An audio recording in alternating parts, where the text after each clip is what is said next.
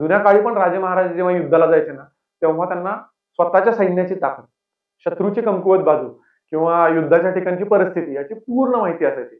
Business म्हणजे पण आपण म्हणतो ना, तसं एक युद्धच आहे. इथे तुम्हाला टिकण्यासाठी तुम्हाला तुमचा स्वॉट माहिती असणं गरजेचं आहे. मार्केटिंगमध्ये कॉन्सेप्ट खूप वेळा ऐकायला मिळते. मोठ्या-मोठ्या प्रेझेंटेशन्समध्ये बऱ्याच वेळेला आपण स्वॉट, स्वॉट एनालिसिस असं आपण म्हणतो. स्वॉट म्हणजे स्ट्रेंथ, वीकनेस, अपॉर्च्युनिटी, थ्रेट याचा एनालिसिस. मार्केटिंगच्या जगात कुठली स्ट्रॅटेजी बनवण्यासाठी आधी तुम्हाला स्वतःची, मार्केटची, कॉम्पिटिटरची ताकद माहीत असणं फार गरजेचं आहे.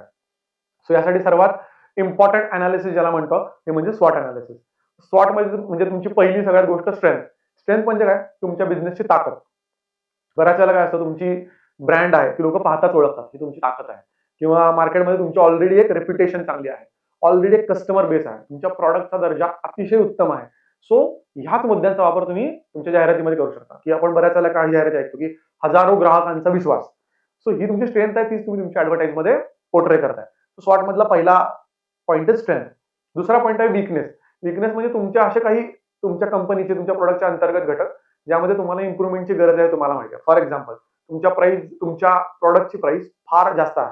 त्यामुळे काही ग्राहक तुटू शकतात. तुमचा कच्चा माल आणि शिपिंगवर खूप जास्त खर्च आहे, हे तुम्हाला माहिती आहे.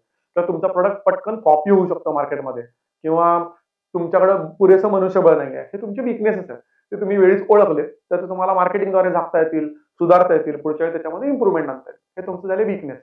तिसरं आहे अपॉर्च्युनिटी. अपॉर्च्युनिटी म्हणजे बाहेरच्या जगातील घटक, ज्याचा तुम्ही चांगला फायदा करून घेऊ शकता. म्हणजे आता सोशल मीडिया आलाय. त्याच्या आधी तुम्ही फिजिकली सेल्स करत होता.